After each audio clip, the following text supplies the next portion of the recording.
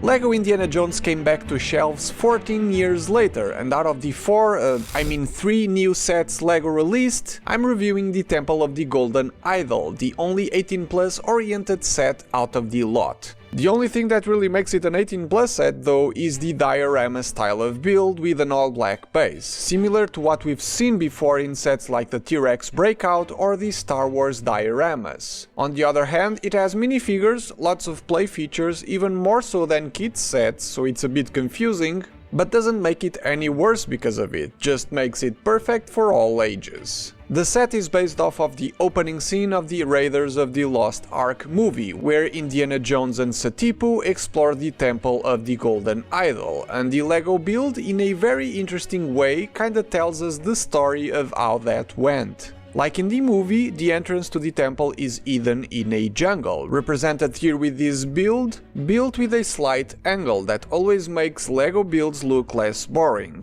Indy and Satipo make their way into the temple to be greeted by lots of tarantulas that we get to see here and here, but also at the back of Satipo's torso element, which makes it an awesome reference. Moving on, there's the skeleton of Dr. Forrestal, killed by the spike trap. The next room, let's call it that way, has the Dark Abyss, which both characters manage to cross by using Indy's whip, held onto this Lego bar up here. You remember me talking about the play features, right?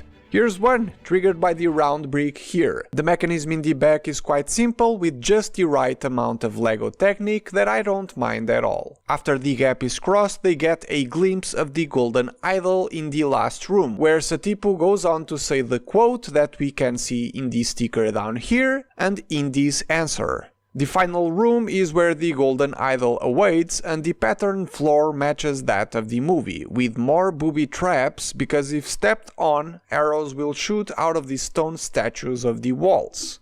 There's a wide variety of brick-built statue versions in this room, as there were a few others in the rooms before, made to look aged with the inclusion of a few botanical elements here and there. I particularly like this one at the top here, made with clever LEGO element choices. Back to the idol room, there's also 9 other face statues, this time around made with stickers, and some of them are cool Easter eggs. The most obvious one being this LEGO minifigure head up here, and this one here kinda reminds me of the mask element of the Islanders tribe from some of the classic Pirates theme from a few decades ago. There's also this giant statue here with colors that match the architecture of the temple, with the dark tan for the stonework, and the sand green and teal patterns that can be seen throughout the whole build as well, spread across multiple places. Now, if you remember the movie, an iconic scene is played out here, where Indy, in fear of triggering more booby traps, tries to replace the Golden Idol with a bag full of sand. The stand for the Golden Idol can be lit up by cranking the round brick here, triggering the light brick up there. When he finally decides to make the switch, nothing happens, until the bag is lowered into the stand, rumbling noises start and the temple starts to fall apart.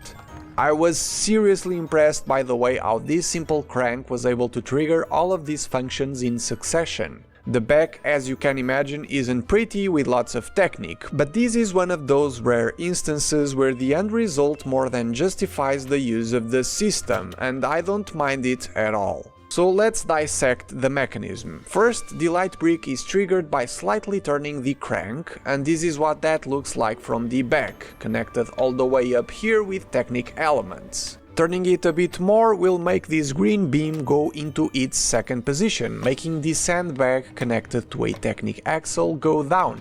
Everything kinda snaps because there's a LEGO rubber band. Finally, cranking the round brick a bit more, the green beam will raise the second part of the mechanism that unbalances the statue build just enough for it to fall over. Very, very clever, works flawlessly, and resetting the whole thing is super easy. It was definitely challenging to build, and I did it wrong the first time around, so this may be the reason for the age marking on this set. Now back to the movie scene. After successfully getting the Golden Idol and the temple starts falling apart, both characters run for their lives out of there.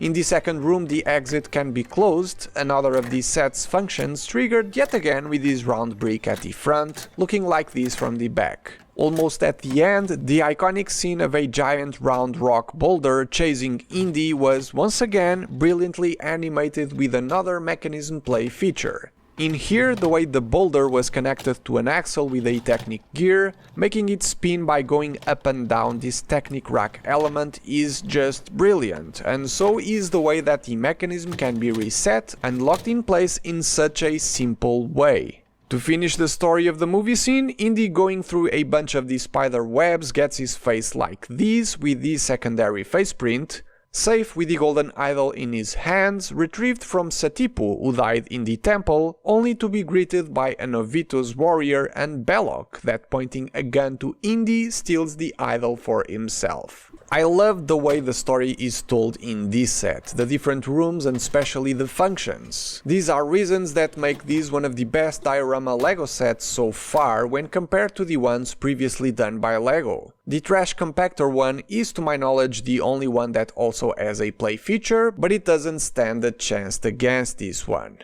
Stickers are a given on intellectual property related LEGO sets, so the fact that they exist here doesn't bother me, though I would have liked that the quote and movie ones were prints instead, like we've seen on every other diorama set so far. There's a few extra stickers you might have missed, like the one of the closing door mechanism or a few patterned ones spread into two of the set's rooms. There are a few printed elements though. All of the 2x2 round tiles for the mechanism triggers are prints, and so are these 2x3 tiles stuck at the front of the set.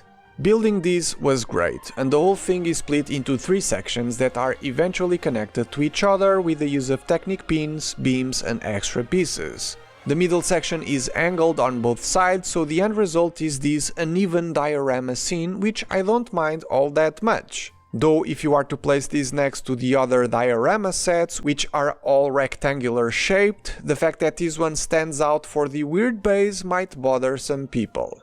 The back of the model, due to having all of the function gimmicks, is very ugly, but not really a problem if you display this against a wall. And talking about price, I paid $150 for this, which seems fair given the 1500 plus piece count, 5 minifigures, IP usage rights, on top of having some of the coolest functions and play features I've seen in a LEGO set recently. It's also decently sized, so I can say from a personal standpoint that this feels like $150 worth of LEGO, something not a whole lot of LEGO sets can brag about. LEGO sets don't need to be huge $200 plus products to be great, and this one proves just that. If you're tight on your LEGO budget and can't afford the giant LEGO sets, I would recommend you getting this one if Indiana Jones means something to you. I grew up watching the movies as a kid on Sunday afternoons, so this one brings back a lot of memories and nostalgia.